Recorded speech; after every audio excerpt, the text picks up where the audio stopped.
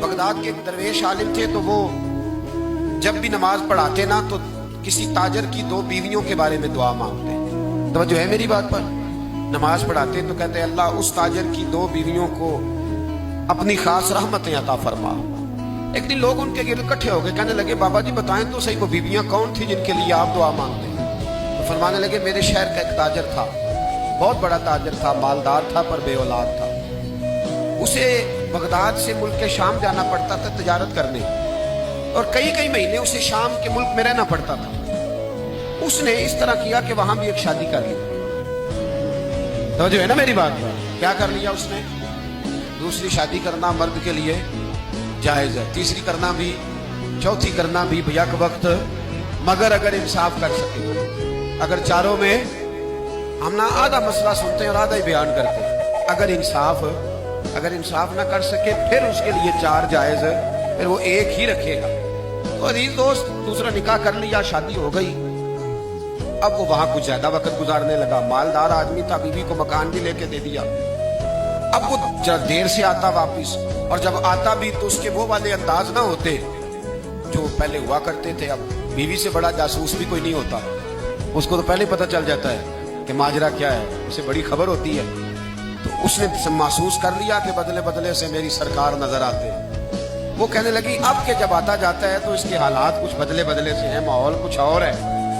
उसने एक बूढ़ा आदमी जो उसका अजीज भी था और समझदार भी था, उसको तैयार किया। कहने लगी अब के जब मुल्क के शाम जाए ना तो इसका पीछा करना और खबर करना कि कहाँ रहता है, कहाँ जाता है, क्या करता है। वो बूढ़े बुजुर्ग जो थे वो खातून के कहने पर कुछ उसने किराया भी दिया।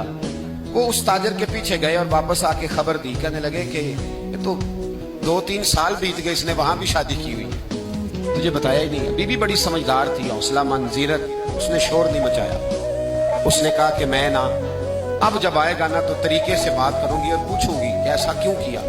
और ये भी उसने आके बताया कि अगर तेरे साथ निकाह के बाद उसे औलाद नहीं मिली तो औलाद वहां भी कोई नहीं। ये मुकम्मल तफसीलात। अब जब इस दफा खामद आया तो आते ही वो बीमार हो गया, कमजोर होने लगा। अब खातून ने मुनासिब नहीं समझा कि आते ही धड़ाम से मैं उसके सर पर ये फोड़ दूं कि तूने निकाह किया हुआ है और मुझे बताया नहीं। वो तरह तसल्ली में रही, कुछ वो बीमार था, हौसला रखा, खिदमत करती रही। कुछ दिन गुजरे तो वो ताजर इंतकाल कर गया, फौत हो गया। अब राज खोल न सका, इद्दत गुजारी, और जब सारा माल जमा किया ना तो अशरफियों की बोरियां भर गई। सारा माल उस बीबी का, 4 बोरियों में अशरफियां, 4।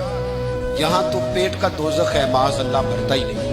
हाल में मजीद, हाल में मजीद। वो जो कहते थे ना कि बस बाहर चला जाऊं और बाहर मैं कुछ थोड़े से पैसे कमा के 2-3 साल में लौट आऊंगा, फिर यहाँ आके कोई कारोबार करूंगा। वो गए हैं तो वापिस नहीं आए। वो जो कहते थे ना बस मैंने इतना सा कारोबार करना है कि मकान बन जाए, उन्होंने 4 मकान भी बना लिए हैं, लेकिन बरेक हाल में मजीद की दौड़ है। अब 4 बोरियां उस औरत ने छुपाए रखी। कोई बंदा नहीं जानता बगदाद में कि मुल्क के शाम में ताजर की दूसरी बीवी भी है। जब वो फारिग हुई तो उसने उस बूढ़े जासूस को फिर बुलाया और 2 बोरियां ऊंट पे रखी, खुद भी साथ बैठी और मुल्क के शाम गई। अल्लाह अकबर। वो बुजुर्ग कहते हैं मैं ऐसे नहीं दुआ करता। उसको जाके कहने लगी मैं अकेली वारिस नहीं हूं, आधे की वारिस तू भी है। मैं अकेली वारिस नहीं, ये तकसीम विरासत है, आधी की वारिस तू भी है। तो रख अपने पैसे, मुझे पता है उसने निकाह किया था पर मुझे बताया नहीं था, तो रख अपने पैसे, मैं तुझे दे रही हूं, आधे तेरे हैं आधे मेरे हैं। उसने नजर उठाई तो रो पड़ी, कहने लगी नहीं अब ये सारे तेरे ही हैं। अगर तू अल्लाह से डरती है तो मैं भी रब से डरती हूं। अगर तू मुस्तफा करीम का कलमा पढ़ती है तो मैं भी उसी नबी की मानने वाली हूं।